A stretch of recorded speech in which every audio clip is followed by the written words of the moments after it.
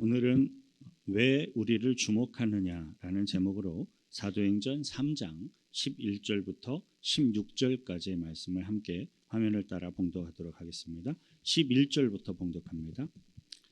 나온 사람이 베드로와 요한을 붙잡으니 모든 백성이 크게 놀라며 달려나아가 솔로몬의 행각이라 불리우는 행각에 모이거늘 베드로가 이것을 보고 백성에게 말하되 이스라엘 사람들아 이 일을 왜 놀랍게 여기느냐?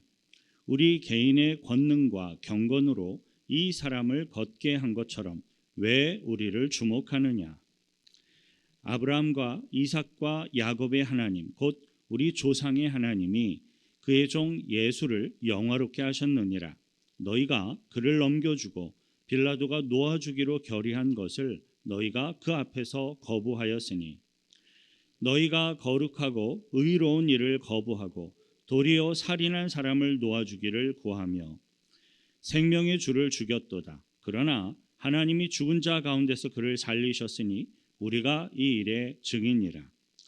그 이름을 믿음으로 그 이름이 너희가 보고 아는 이 사람을 상하게 하였나니 예수로 말미암아 난 믿음이 너희 모든 사람 앞에서 이같이 완전히 낫게 하였느니라. 아멘. 태어나면서부터 못 걷게 되었던 사람이 예수 그리스도의 이름으로 일어나서 걷고 뛰고 찬송하며 성전으로 이렇게 걸어 올라갔던 이 사건은 참으로 놀랍고 위대한 기적이었습니다. 그것은 성령 세례가 임한 초대교회 공동체에 허락하신 놀라운 기적이었고요.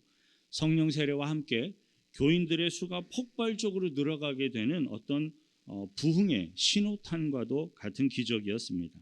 그러나 안진뱅이가 일어나게 되었던 이 놀라운 사건은 오늘 우리들이 함께 읽은 성경 본문 기록이 가장 첫 번째로 일어난 기록이 아니에요. 왜냐하면요, 예수님이 십자가에 못 박히시기 전에 예수님이 이 땅에서 공적인 사역을 하시는 동안 이스라엘의 전역을 두루 다니시면서 약 3년간에 걸쳐서 사역을 하시던 그때에 이미 그 놀라운 기적이 많이 일어났기 때문이죠.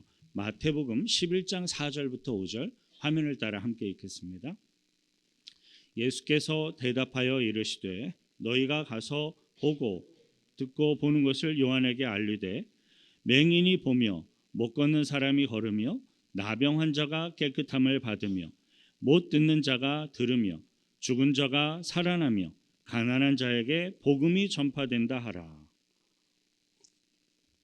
예수님께서는 이 땅에서 사역을 하시는 동안 친히 눈먼 자를 고치셨고 걷지 못하는 사람을 걷게 하셨고 그때 당시에는 완전한 저주받은 난치병, 고칠 수 없는 병, 문둥병을 고치셨고 심지어 이미 죽었던 나사로까지도 다시 살려내는 놀라운 기적을 많이 베풀어 주셨습니다.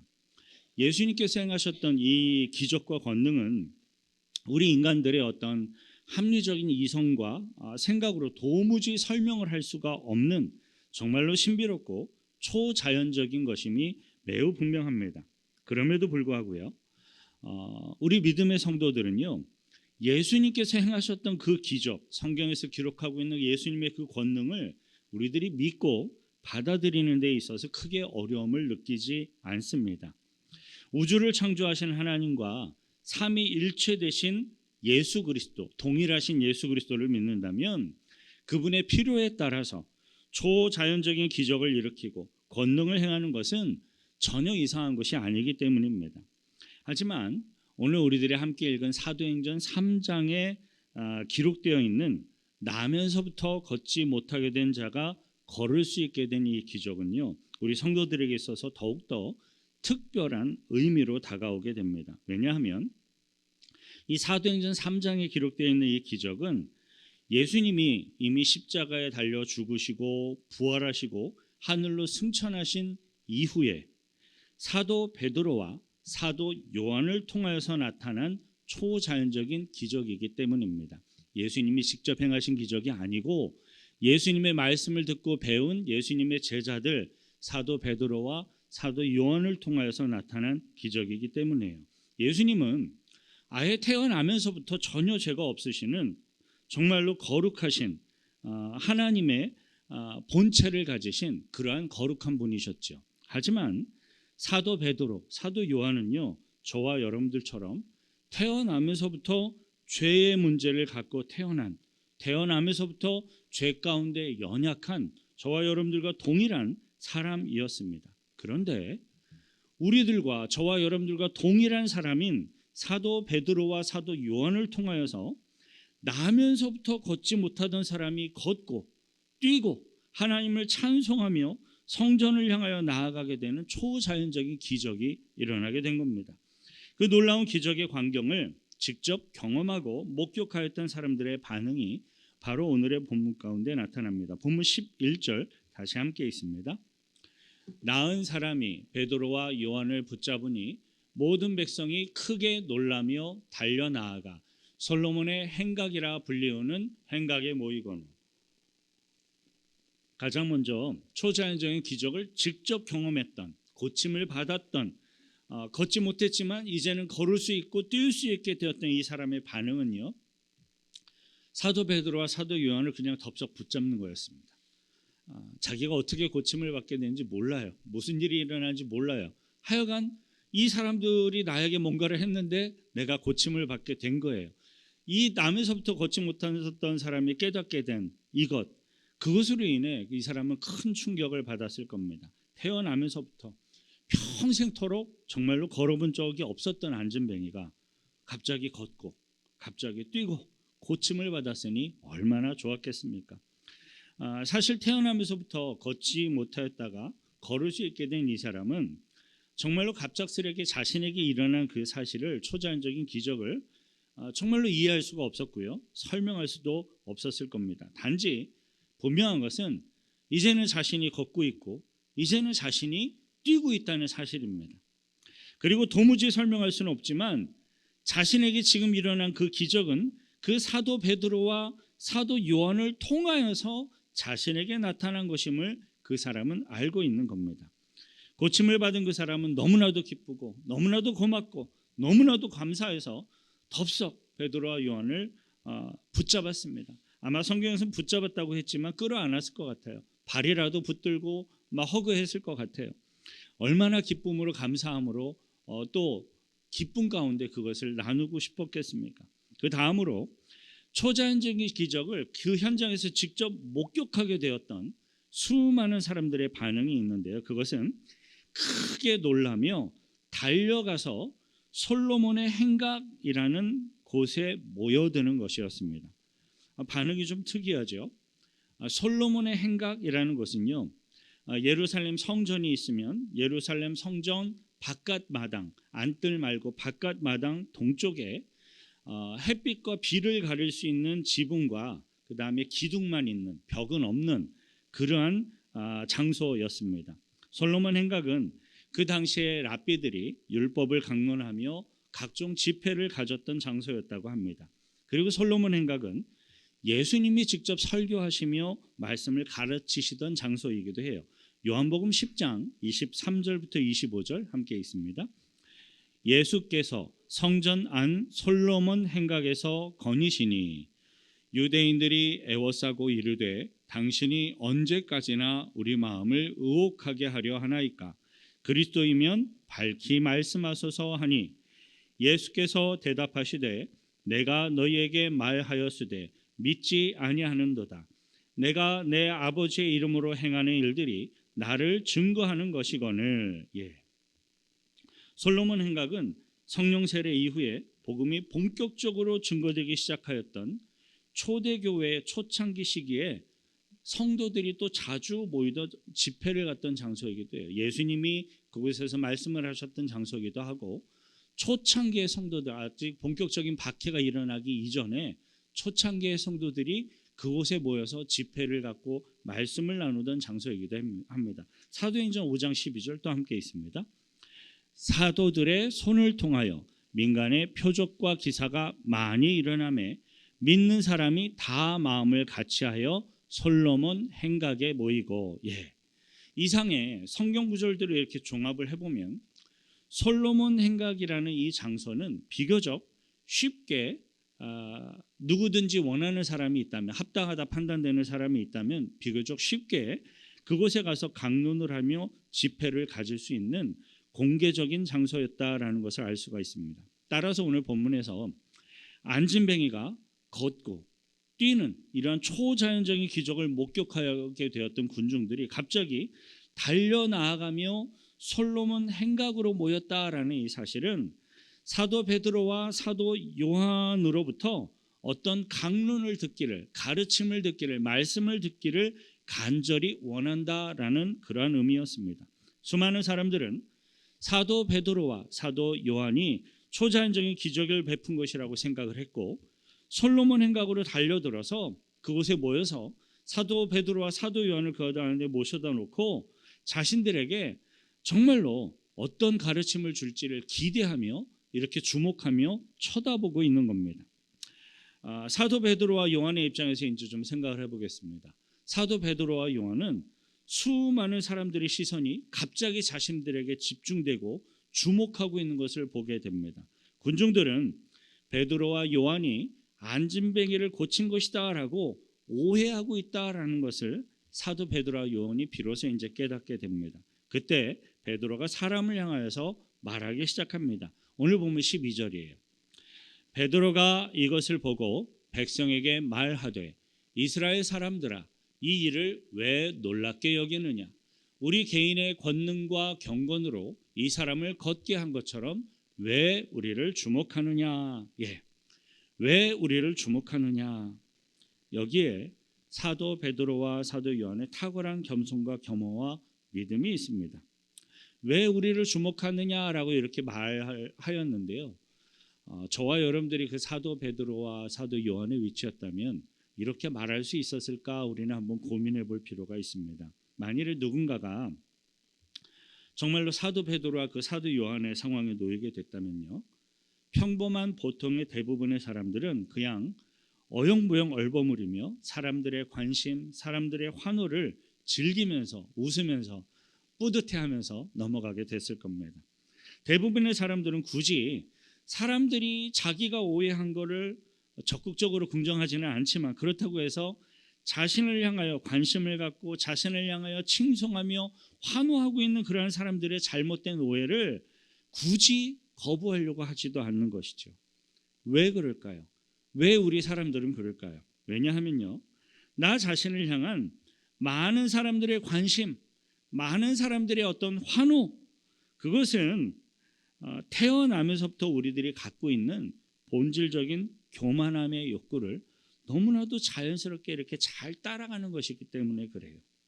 하지만 사도 베드로와 요한은 군중들이 자신들을 향하여 경이로운 어떤 대상으로 생각을 하면서 이렇게 주목하는 것을 깨닫게 되었을 때 매우 신속하고 매우 강한 어조로 당장에 그것을 금지시켰습니다. 오히려 베드로는 군중들을 향하여서 마치 꾸중하듯이 호통을 치며 메시지를 선포합니다. 그 첫 번째 메시지는 이스라엘 사람들아 이 일을 왜 놀랍게 여기느냐입니다. 왜 창조주 여호와 하나님이 보여주신 기적에 대해서 왜 놀라고 있는가라는 겁니다. 여러분, 우리 하나님은요, 죽은 하나님이 아니라 지금도 살아서 역사하고 계시는 하나님이십니다. 온 우주를 조성하신 창조주 여호와 하나님이 저와 여러분들 가운데 함께 일하고 계시는데 어떻게 평범할 수 있겠습니까? 우리 인간들에게는 초자연적인 기적이 전혀 이해할 수 없는 정말로 신비하고 이상한 것이지만 창조주 하나님께는 언제든지 뜻에 따라서 원한다면 언제든지 그냥 일어날 수 있는 거예요. 평범한 것에 불과합니다. 많은 사람들이 하나님의 이름을 부르지만 어떤 사람들은 이름뿐인 죽은 하나님을 부르는 사람들이 있고요. 단지 관념 속에서 하나님을 찾는 사람들이 있고요. 단지 상상 속의 하나님만을 생각하는 경우가 참으로 많습니다.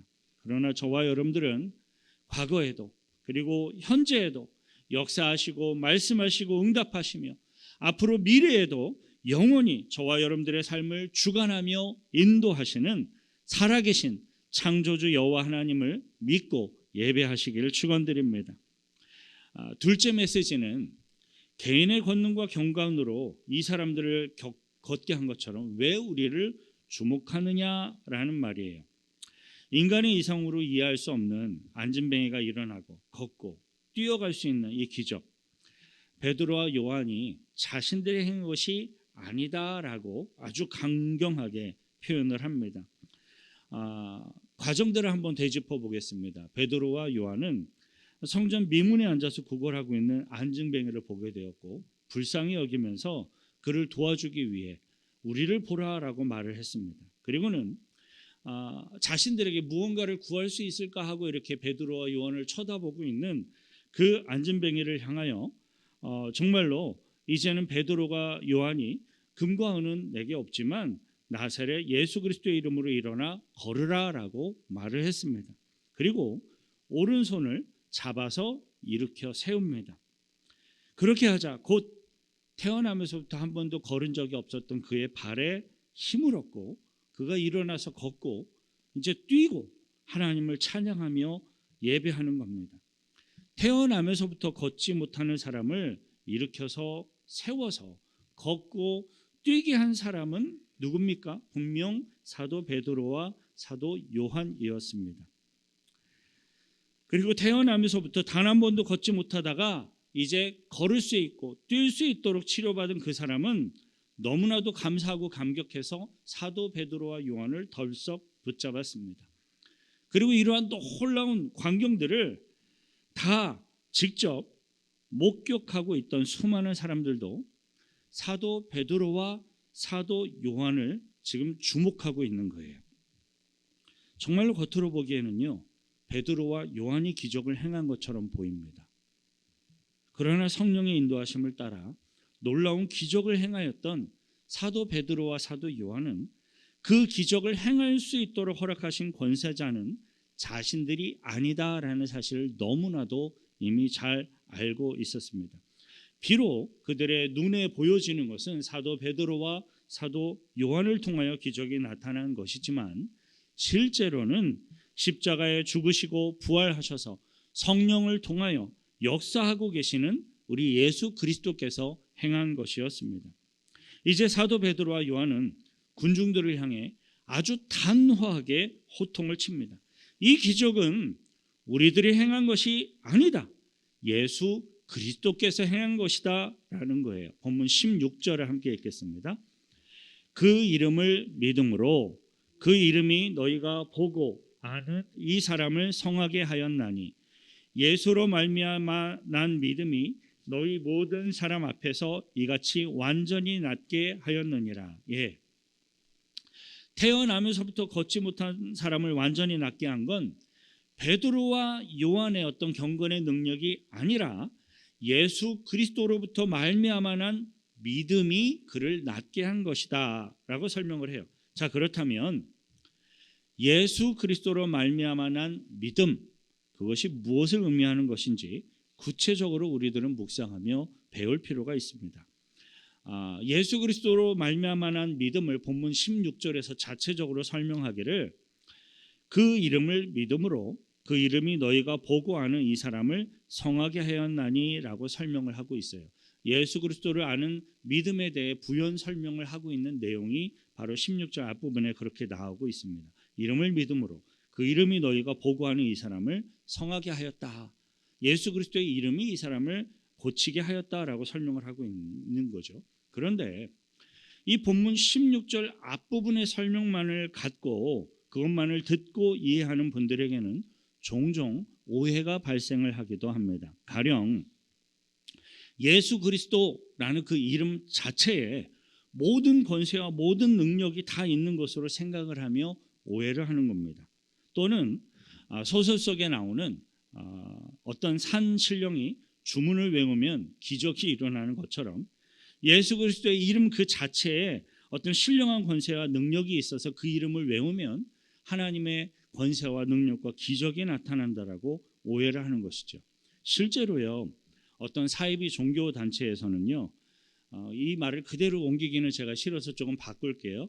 아무개 호랑 썸띵이라고 뭐 이렇게 계속 이렇게 하루 종일 외우고 있으면 그냥 자기가 이해를 하지 못해도 그냥 만사형통한다고 가르치는 정말로 이상한, 이해가 안 되는 이상한 종교 단체 이단이 있습니다. 하지만 사도 베드로가 이야기하고 있는, 가르치고 있는 예수 그리스도로 말미암아 믿음은 결코 그러한 주술적인 것이 아니에요. 우리들이 예수 그리스도의 이름을 믿습니다라고 이렇게 신앙을 고백할 때에는 그 말 속에는 진정한 신앙 고백의 내용들이 있어야 합니다. 그 신앙 고백의 내용을 간략하게 정리한 것이 바로 오늘의 본문 13절부터 15절입니다. 화면을 따라 함께 읽겠습니다. 아브라함과 이삭과 야곱의 하나님 곧 우리 조상의 하나님이 그의 종 예수를 영화롭게 하셨느니라. 너희가 그를 넘겨주고 빌라도가 놓아주기로 결의한 것을 너희가 그 앞에서 거부하였으니 너희가 거룩하고 의로운 일을 거부하고 도리어 살인한 사람을 놓아주기를 구하여 생명의 주를 죽였도다. 그러나 하나님이 죽은 자 가운데서 그를 살리셨으니 우리가 이 일의 증인이라. 예. 아브라함과 이삭과 야곱의 하나님 곧 우리 조상의 하나님이라고 이렇게 선언하고 있는 이 베드로의 설명처럼 우리 모든 인간들은 창조주 하나님께 그 근원을 두고 있는 존재임을 우리들이 깨닫고 인정해야 합니다. 우리들의 조상 위에, 그 조상 위에 계속 흑대까지 올라가면 결국에는 창조주 여호와 하나님이 계시다라는 그 사실을 우리들이 깨닫고 인정해야 합니다. 그런데 창조주 여호와 하나님께서는요, 이 수많은 인류의 후손들, 인류 가운데 오직 예수 그리스도만을 영화롭게 하셨습니다.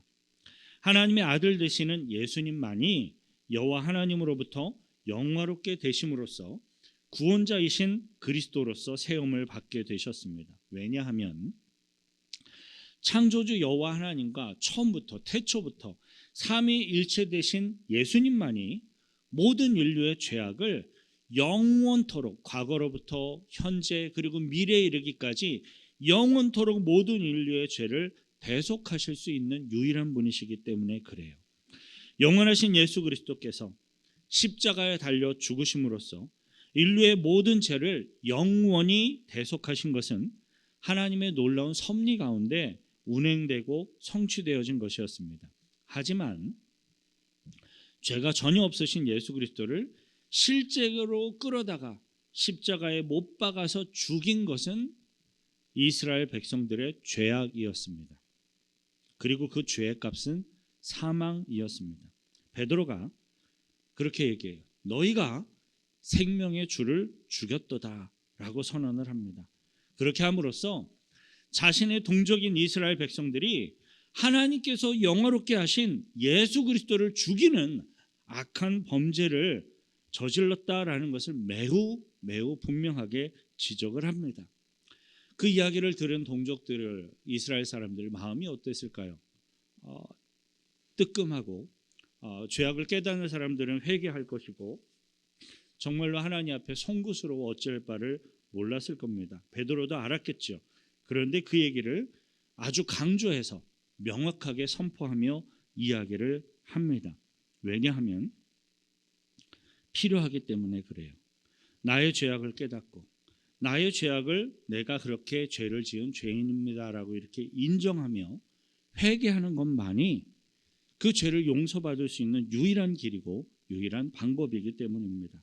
예수 그리스도께서는 모든 인류의 죄의 값을 치르시기 위하여서 십자가에 달려 죽으셨고 사망하셨습니다. 하지만 예수님은 영원한 생명의 근원 되시는 생명 그 자체이시기 때문에, 하나님과 본체이시기 때문에 결코 죽음 가운데 묶여 있을 수 있는 그런 존재가 아니었습니다. 예수 그리스도께서는 사망의 권세를 정복하시고 다시 부활하셨고 그리고 하늘나라로 승천하셨습니다. 이것이 바로 우리 믿음의 백성들이 고백하는 예수 그리스도의 이름을 믿는 믿음의 주요 내용입니다. 그것을 복음이라고도 해요. 사도 베드로와 사도 요한은 본문 15절 마지막 부분에서 우리가 이 일의 증인이다라고 스스로를 그 이스라엘 백성들에게 소개하며 선언하고 있습니다. 사도 베드로와 사도 요한은 예수 그리스도의 이름을 믿는 그 믿음을 소유한, 그리고 예수님을 증거하는 예수님의 증인이었던 겁니다. 예수 그리스도의 이름을 믿고 그 믿음을 소유한 예수님의 증인들에게는요, 태어나면서부터 안진뱅이 된 사람까지도 고쳐서 걸을 수 있게 하는 하늘의 권세와 하늘의 능력이 부어지고 임하고 행하게 되는 것을 믿습니다. 이것은 남의 이야기가 아니라 바로 저와 여러분들에게 해당되는 이야기예요.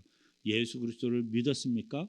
그리고 예수 그리스도의 증인으로서의 삶을 살고 계십니까? 그러면 사도 베드로가 행하였던, 요한이 행하였던, 나면서부터 안진뱅이 된 이 사람을 일으키는 그 권세와 능력이 예수 그리스도의 이름으로 함께하며 이루어날 수 있고 저와 여러분들을 통하여 그 일들을 행하실 것이라는 겁니다.